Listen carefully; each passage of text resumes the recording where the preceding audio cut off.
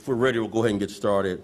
We're here to update you on a police-involved shooting that happened earlier today, around 11:30, I think is the correct time, when we observed an offender on video walking eastbound on Fillmore towards the Homan Square facility, police facility.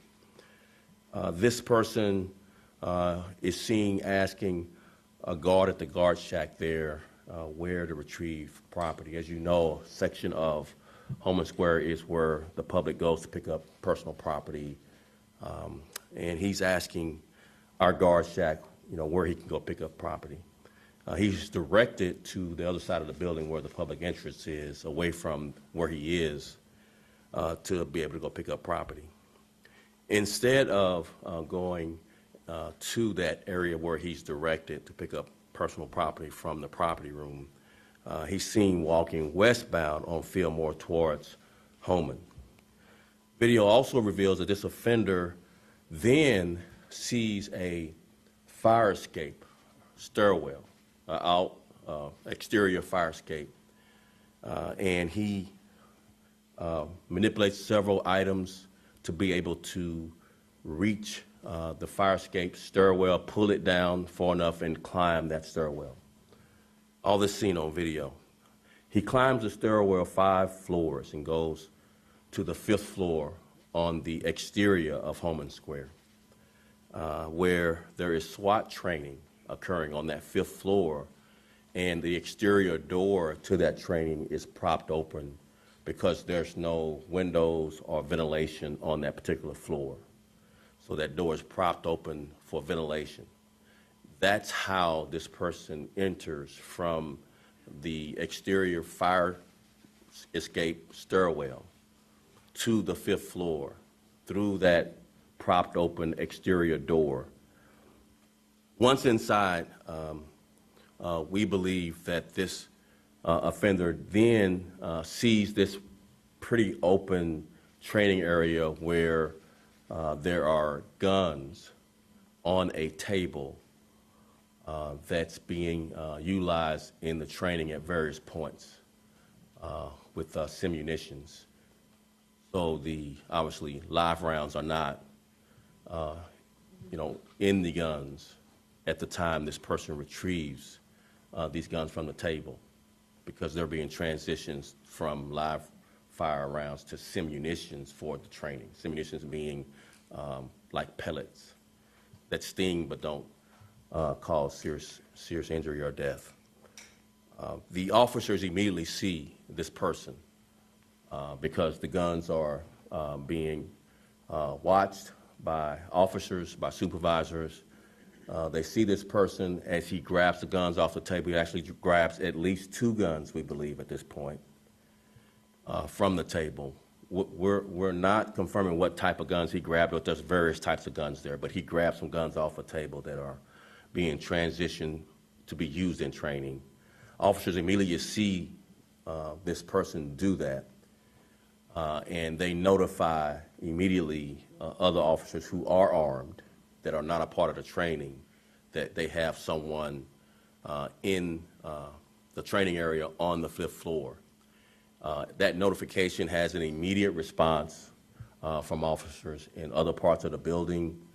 The offender points those guns at officers and is fired upon and struck by one of the officers. And he is the offender is in the hospital recovering from non-life-threatening injuries. We don't have much more than that. As you know, COPA, the Civilian Oversight for Police Accountability Agency, is in charge of this investigation. Obviously, everything that we know now is subject to change as statements are being taken and more evidence is being retrieved. But that's what we know now, subject to change based on a full and thorough investigation by COPA. And as soon as we know more, if it does change, we'll update all of you so you can have the best information to share with the public. And with that, we'll take just a few questions. We don't have much more to add, but we'll take a few questions if you have them. Sure. Good afternoon. Leah Hope, ABC 7. What can you say about the risk assessment that might have been done prior to the training regarding that propped door being open? And during that training, who was in that training? I understand some of the mayor's detail might have been part of that training. Is that correct? No, that's not correct. Some of the uniform officers that are part of the protection for the mayor, but not her plainclothes detail that are assigned to her. But that's not what, it's just a few of those uniform officers were there. Most of the officers being trained were TAC teams at the district level. So, wait, just to clarify then. So some of the officers who are assigned to the mayor's office were part of this training? The way you described it, you would not be reporting accurately if you said the mayor's detail was assigned to this training. That's not accurate. So there obviously are uniformed officers assigned at City Hall. There are uniformed officers assigned at the mayor's residence.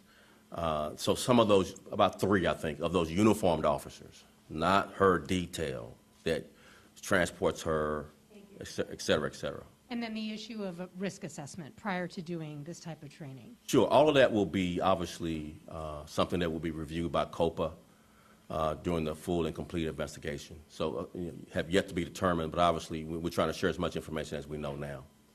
Good afternoon, Superintendent. Charlie Wojciechowski from Channel 5. The guns that we're talking about that were on the table were in the process of being transferred to simunitions? So Throughout the training, back and forth, being transitioned to being used in training through that simunitions transition. is there a chance that the offender could have grabbed guns that still had live ammunition in them at the time? So there's always a chance for something because it's transitioning back and forth, but it didn't happen. These were guns that were being watched. Obviously, someone coming from a stairwell outside startled everyone. Who is this person? Is this person associated with the training, et cetera? So we do have live actors sometime to come in plain clothes. So, there was first, this, obviously, just think about someone climbing 5 flights of stairs from an exterior door. First is this person part of the training? And then almost immediately they determined that he wasn't. And then the notifications were made to officers in other parts of the building that immediately responded. And then, as I shared before, he was shot, we believe, by one of our officers, and is recovering with non-life-threatening injuries. Did he make any demands of the officers after he grabbed the guns, and did they tell him to put the guns down? So all of that will be revealed in the investigation. We don't have any speculative preliminary information right now of what that interaction was. Likely, there were things said by officers, and we just don't know what this offender said. But as soon as, obviously, we find through statements from officers and all that, it's ongoing, we'll certainly share that. Sarah Molina, CBS. You kind of just spoke to this, but at one point, officers thought he could have been part of the training. Was there any hesitation? That's just my trying to expand on what if I'm in that training and I see someone on the floor, I'm thinking they're part of the training. I'm not thinking immediately. That's just me expanding on kind of what happened, how it happened. Someone climbing 5 flights to enter a propped open door from the 5th floor. I'm just trying to expand and explain a little bit more. The officer's statements is what we should go by. What they thought, they will write that, what they thought. Don't go by my speculation. That's why I was asking. And Sure. the officer that was injured but stable condition, what happened there?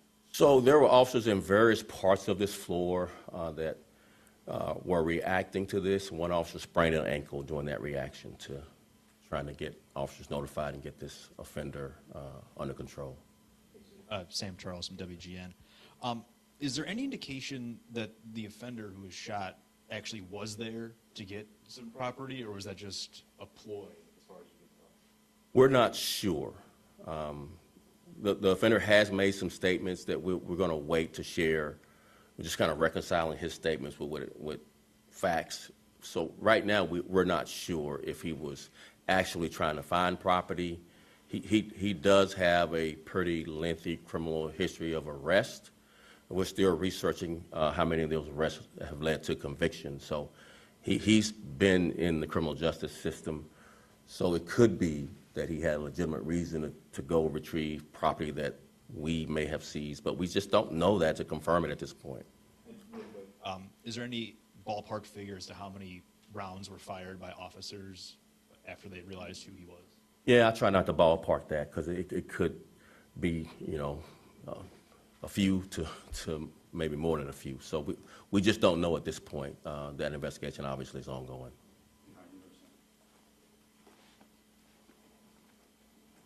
Brandon with WBBM News Radio. I think I just would like some clarification on the guns that he grabbed. Were those loaded with the simunition or live rounds? We're not sure, not live rounds, but they were being transitioned, so they could have been anywhere from empty to having simunitions.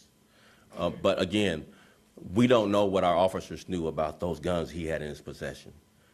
So again, the investigation obviously will reveal all of what the officers knew about those guns that he had in his possession, but he was in possession of 2 guns that he pointed at officers. Okay. To re-ask the question, when the guns were retrieved from him, did they have live bullets in them? So you want to complete this investigation like right now. We're going to wait. Okay. We're going to wait until the investigators conclude all that through their examination of the guns. And then also, was there video surveillance of this incident within the... So there's some video of the exterior. I don't believe we have any video of the interior. Yeah.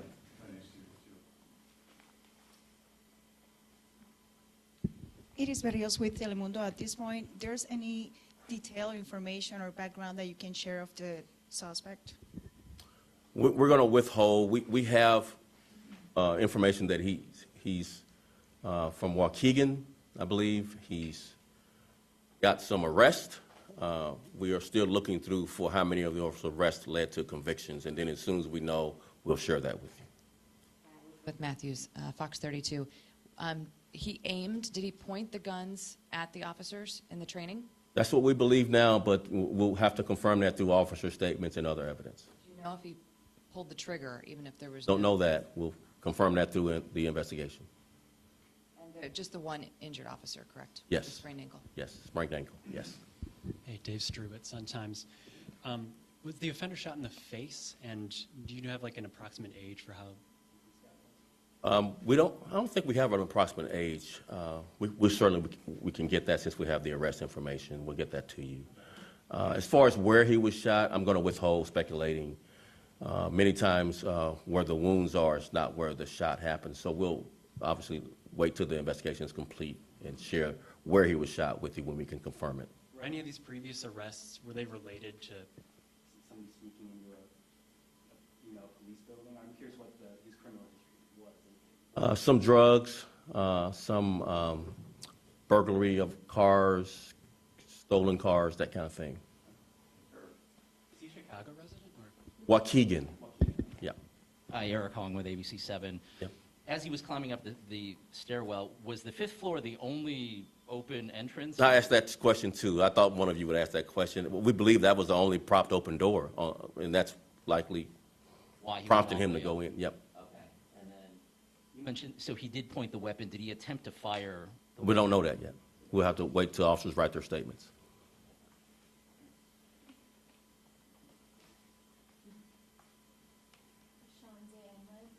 Chicago Tribune.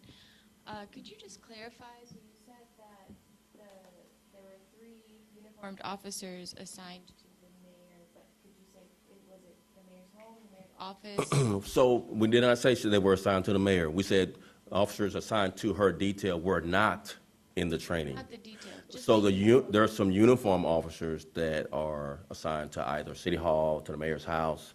So we believe, about 3 of those assigned to this training, along with the majority of the participants in this training were TAC team members across the districts. All right, thank you all so very much. Appreciate it. Thank you.